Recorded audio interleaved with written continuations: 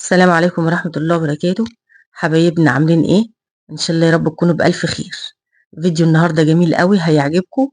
فيديو خبيز رمضان، كل سنة وانتم طيبين ويا رب تعود عليكم الأيام بخير. أحلى لقمة ممكن تاكليها رمضان هو الخبيز البيت ده يا جماعة. هم متعودين على كده، كل سنة بنجيب الدقيق كده وبنخبزه. عايزة اقول لكم أحلى عيش. تابعوا بس الفيديو للآخر وإن شاء الله هيعجبكم. وكمان معانا مفاجأة آخر الفيديو هتعجبكم إن شاء الله. هنا وزننا الدقيق. هما بيعملوا كده يعني كل طبق بيعملوه بالميزان كده يعني عشان يعرفوا هم عملوا قد ايه بالظبط لازم كده. وبننخله كويس قوي. انا وزنته وبحطه لها كده وانا في الطبق.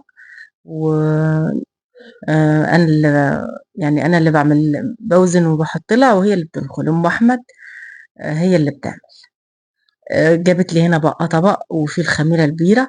جايبين الخميرة البيرة دي من الفرنة، وبحط عليها شوية سكر حلوين كده. ودي مية دافية وهدوب السكر قوي بالخميرة واحط عليهم شوية دقيق. هي جابت طبق بقى فيه شوية مية بملح. هتقسم العجن ده على مرتين، يعني عشان نعجنه على قدنا كده. وكمان ما يبقيش كتير علينا واحنا بنعجن وبرضو عشان يبقى في الخبيز نقرش شوية عمال ما التانيين يخمروا كده يا جماعة. احنا بنحب كده نريح نفسنا شوية، مش كله مرة واحدة. المهم بقى هي حطت بقى المية بملح. وهجيب لكم بقى هنا طريقة العجن كلها علشان ايه. اللي حابب يجرب العجينة يعني ويعمل شوية عيش شكل كده. عايزة اقول لكم العيش طلع تحفة. زي ما قلت لكم خليكم بس تابعوا معايا للآخر وهيعجبكم قوي. هتوه بقى المية كده في قلب الدقيق كويس قوي.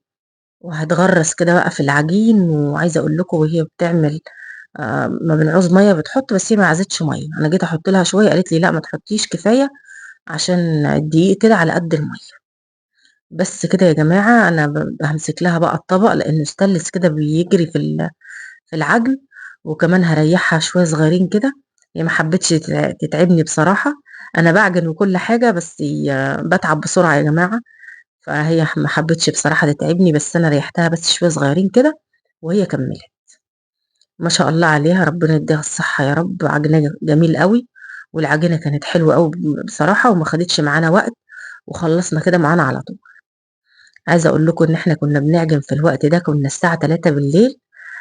3 الصبح يعني. احنا كنا سهرانين كده مع بعض. فقلت لها خلاص بقى احنا لو نمت مش هعرف اصحى تاني نعجن. فنعجن من دلوقتي وننام. ونصحى بقى ايه يا عم ام ملك هتكون جت تعجن هي بقى عجينها. ويعجنوا الرقاق. عايزه اقول لكم عملنا العيش وعملنا رقاق بقى كمان. اليوم كان صعب بس جميل قوي يا جماعه. تابعوا بس معانا لاخر الفيديو. والشخصيات كلها بقى اللي تعبت معانا هتظهر لكم كلهم. وتقول لكم حطوا لنا اللايك بقى ودعمونا كده يا جماعه وهتشوفوهم بقى كلهم، كل اللي تعبوا بقى معانا في الفيديو كله. وتعبوا معانا في العيش يعني. بس كده انا قمت بقى عملت لها شويه صغيرين كده، يعني ما حبيتش تتعبني بصراحه بس انا ريحتها شويه صغيرين. وكمان شايفين العجينه جميله ازاي، مش مستاهله بصراحه بس انا بريحها بس. وهي هتقوم بقى تخلص.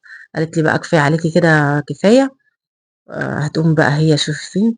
بس كنا في الوقت ده بقى نسينا الخميره. هجيب بقى احط لها نص الخميره. وهتوه بقى هي بصراحه لما حطينا الخميره العجينه يعني لانت قوي معانا ونعمت اكتر واكتر كمان. يعني بصراحة كانت شايفين جمالها عامل ازاي. هتطب بقى طبتين كده وهتلم بقى العجينة على طول. هنغطيها بقى تنطر عليها كده من على الوش نطرتين دقيق. وهنغطيه بقى كويس قوي. عشان الجو برد برضو يا جماعة لازم العجين يتغطى كويس قوي. وهنسيبه بقى للصبح بقى يخمر براحته. عبل ما تعجن بقى ما تيجي ام مالك ويخلصوا الرقاق. هيكون العجين خمر وبقى جميل. هنقرصه بقى على طول ورا الرقاق على طول. بس كده يا جماعة شايفين العجينة عملت ازاي.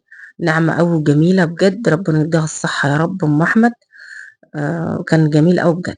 هنلم بقى العجين كله اللي في ايدينا. وهتنطر عليه بقى نطرة دقيق كده وتغطيه كويس قوي. وهنقوم بقى احنا هننام في الوقت ده. والصبح بقى إن شاء الله على خير أم مالك هتيجي تعجن عجينها، بس إحنا ما طوّلناش عليكم في العجين، أنا عجنت معاكم العجنة دي كلّها كده عشان بس تعرفوا الطريقة معانا، ويعني تستفادوا بأي حاجة يعني في العجين. خلاص بقى كده خلّصنا هنغطّي عليه كويس أوي ونعين. كان هنا بقى الصبح بقى كنا هنا الساعة 18:00 كانت أم مالك جات وعجنت عجينها، وعجننا بقى الرقاق، شايفين العجينة بتبقى يابسة جامدة معانا يعني شوية عن العيش، وبيقطّعوه بقى كده ويسيبوه يرتاح بقى، لازمًا يبقى عليه دقيق كده عشان ما يمسكش في بعضه، وبيريّحوه بقى على قد ما بيقدر عشان يتبطط معانا بكل سهولة. كان فتحي نايم بقى صحّوه كمان عشان يصوّر الحتّة دي، كانوا هُم صوّروا العجن يعني وقالوا لي بقى أنتِ باقول لهم طريقة العجن، فأنا باحكي لكم كل حاجة بمصداقية يا جماعة. بس كده بقى خلّص بقى هيخلّصوا التبطيط، أنا كنت هنا لسه صاحية ومش فايقة خالص، يعني عايزة أقول لكم ما نمتش غير ساعتين 2 وقُمت بقى كده نبطّط، وفتحي بيقول لي: نصوّرِك بالجلابية اللي أنتِ لابساها لهم دي." الجلابية دي جميلة أوي يا جماعة، تحسّي إن أنتِ واخدة راحتِك كده وأنتِ قاعدة، وكانت حلوة أوي بجد عليّا. أم أحمد بقى يا رب يخلّيها لنا يا رب أم أحمد، شايفين جمال الرقاق وهي بتبطّطه، بتحط كده حطِّت كذا واحدة على بعضها وبتفرده. أنا بافرده وكل حاجة، بس ما جرّبتش بصراحة إن أنا أفرده بالطريقة دي، باعمله بالنشّابة. فهي بتحط بقى كذا واحدة كده وبتبطّط عليه، لازمًا يكون الدقيق كتير، عايزة أقول لكم تبطيط الكيلو العجين من الرقاق بياخد كيلو يعني كيلو الدقيق عجن بياخد كيلو دقيق تاني فرد، الكيلو قصاده كيلو على طول، إحنا ما بنحطش عليه نشا ولا أي حاجة، فهي بتبطّطه بدقيق بس. بس كده يا جماعة، ودي الطريقة اللي هي بتبطّط بيها، شايفين جميلة إزاي بتبطّطه نُص تبطيطة كده وبعدين ترجع تقلبه وتحط عليه دقيق عشان ما يمسكش في بعضه خالص، عايزة أقول لكم طالع جميل أوي مش ماسك في بعضه خالص ورقيّق جدًا، عفوًا يا جماعة. وتعرفي الرقاق تبطيطه صح والّا إيه لمّا بتحطيه في الفرن ما بيقبّش وما بيبقاش منتفخ أوي زيادة عن اللزوم، لأ بيبقى جميل ورقيّق وحلو أوي في السِوَى، هتشوفوه معايا في السِوَى، أم مالك هتيجي دلوقتي وهي بتسوّيه. ما تنسوش يا جماعة تصلّوا على سيدنا النبي محمد وتحطّوا لايكات، وتشوفوا بقى لآخر الفيديو زي ما قُلت لكم، كل الفريق اللي تعب معانا في كل يعني كل اللي شارك معانا بأي حاجة هيظهر لكم كلّهم ويقول لكم حُطّوا لكم لايك. وكمان بقى هنا هتبقى عاملة لنا شوية بامية، عايزة أقول لكم عليهم بقى يعني ما فيش أحلى من كده بامية بقى بعد يوم شاق زي ده، نتغدى غدوة حلوة زي دي. أم مالك بقى هنا يا رب يديها الصحة بتنضف الفرن كويس أوي بالفوطة مبلولة قبل ما بتحط الرقاق، وبتحط بقى كذا واحدة مع بعض كده وبتقلب عادي، ولازمًا تفرده كويس أوي على المطرحة كده وتحدفه عشان ما يبقاش مكلكع ولا يمسك في بعضه ولا حاجة، وبتسويه بقى كويس أوي الفرن النار مش عالية نار هادية خالص، وبتقلب بقى عشان ما يتحرقش كده لأن الرقاق ما بيحتاجش سِوَى خالص، على طول بتقلب فيه كده، أول ما بينشف كده بتشيله. شايفين يا جماعة السِوَى بتاعه حلو إزاي، وكمان معاها فوطة بتنفّض فيه كده ما بتخلّيش فيه دقيق خالص، لإن الدقيق ده ممكن يسبب إن هو يبوظ، وكمان ما بيبقاش حلو لمّا بتيجي تغرّقيه، بيبوّظ معاكِ الشوربة بسرعة. فإن شاء الله بقى إني أبقى أعمل لكم صينية حلوة كده وتشوفوا جمال الرقاق وأنا باغرّقه، شايفين جماله أصلًا في السِوَى، وكمان مش كبير، وحلو كده ومدوّر وجميل أوي بجد. هتعرفوه معايا إن شاء الله لمّا آجي أغرّقه لكم في الشوربة وهتشوفوه.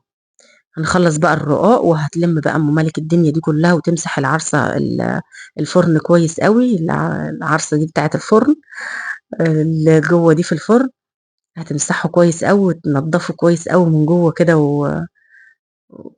وتلِم الدنيا دي كلّها عشان العيش بقى إن شاء الله يطلع نضيف كده وحلو. عايزة أقول لكم كُلّه كده براحتنا وإحنا يعني يبان علينا تعب بس لأ، إحنا بنعمل براحتنا وكُلّه في بيتنا وإحنا قاعدين كده ما فيش أي حاجة. وعايزة أقول لكم ما فيش أحلى من تغريقة رقاقة كده أنتِ عاملاها بإيديكِ، والّا رغيف عيش كده تاكليه في السحور، العيش جميل بجد هتشوفوه معايا في الخبيز تحفة بجد.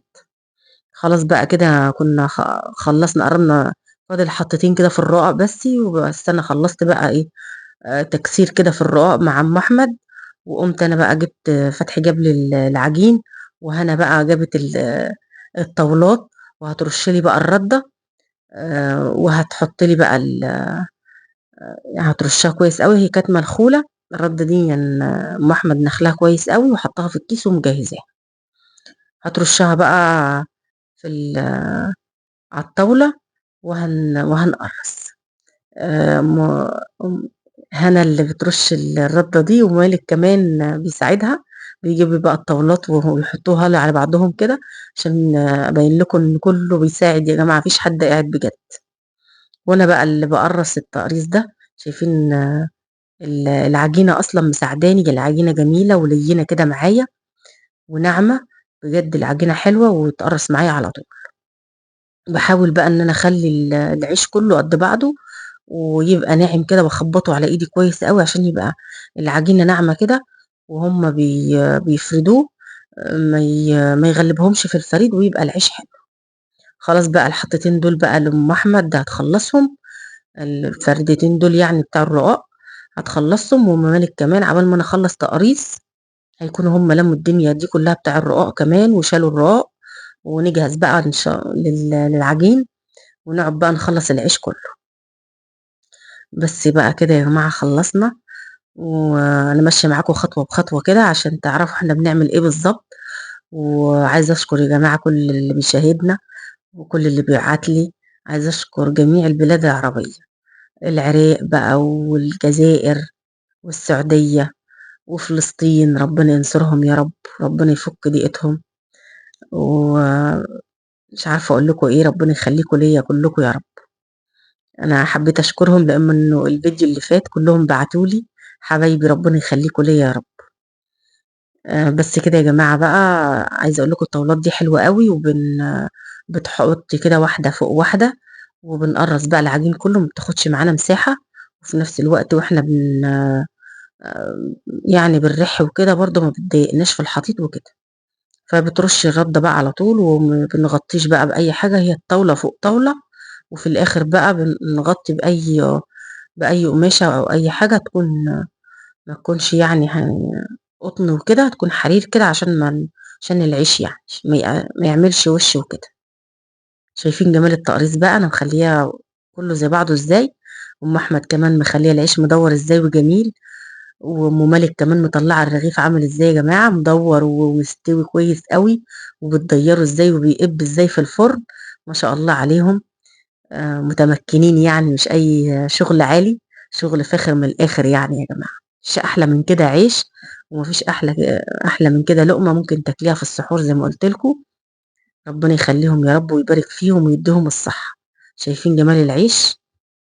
لأ العيش ده تحفة، يعني ما فيش أحلى من كده. هتلِف بقى الرغيف كويس أوي، بتسويه كويس أوي زي ما قُلت لكم، أهم حاجة تمسح الفرن كويس أوي، كل شوية عايزة أقول لكم بتمسح الفرن عشان الدقيق ما يعملش القعر بتاع الرغيف وما يبقاش فيه أي حاجة، عايزة أقول لكم قعره زي وشه، تاكليه كده يعني حاف زي ما بيقولوا. شايفين الجمال والريحة إزاي مدوّرة، ربنا يخلّيكِ يا أم أحمد ويدّيكِ الصحة يا رب أنتِ وأم مالك. أنا قاعدة برضه يا جماعة باشيل طاولة، باحط طاولة، باساعد برضه برأيي يعني، وشوية كده وأقول لهم موال كويس، أقول لهم ضحكة حلوة، معلش بقى يا مالك أنا مش قادرة أسكت أكتر من كده، عايزة أضحّكوا على مالك، أنا كنت هاحكي القصة كلّها يا مالك بس لأ مش هينفع بقى، مش هينفع نقول كده على المَلأ كده يا مالك، بس أنا افتكرت بجد ومش قادرة أمسك نَفْسي، يعني مش عارفة أمسك نَفْسي يا مالك، فخلاص بقى مش هاقول، عايزة بجد يا مالك أنت تعبت في اليوم ده، أنت وهنا وآية وكلّكم والله، ربنا يخلّيكم لينا. بس يا مالك كان يوم حلو وخلاص بقى يعني مش هاتكلّم، مش هاتكلّم خلاص. شايفين بقى يا جماعة أم أحمد أم أحمد اللي أم مالك بتحط 3 ما شاء الله عليها، والعيش مدوّر وجميل إزاي، مع إن كانت عمّالة تقول العيش مش عارفة إيه، لأ بس شايفة يا أم مالك العيش جميل إزاي، تسلم إيد أم أحمد، خطير، واخر شويه كمان ام احمد اتمكنت كمان في الرح، وتعالى يا فتحي صور تاني، فهتلاقوا الخبيث طويل شويه، فان شاء الله يبقى هي هنا بتوريني، لان ام مالك قامت علينا العيش مش عارفه فيه ايه، فهي بتقول لي شوفي العيش عامل ازاي، قلت لها لا والله يا ام مالك انت مالكي حق تقولي كده، العيش جميل، وام احمد ما بتعملش حاجه وحشه بصراحه.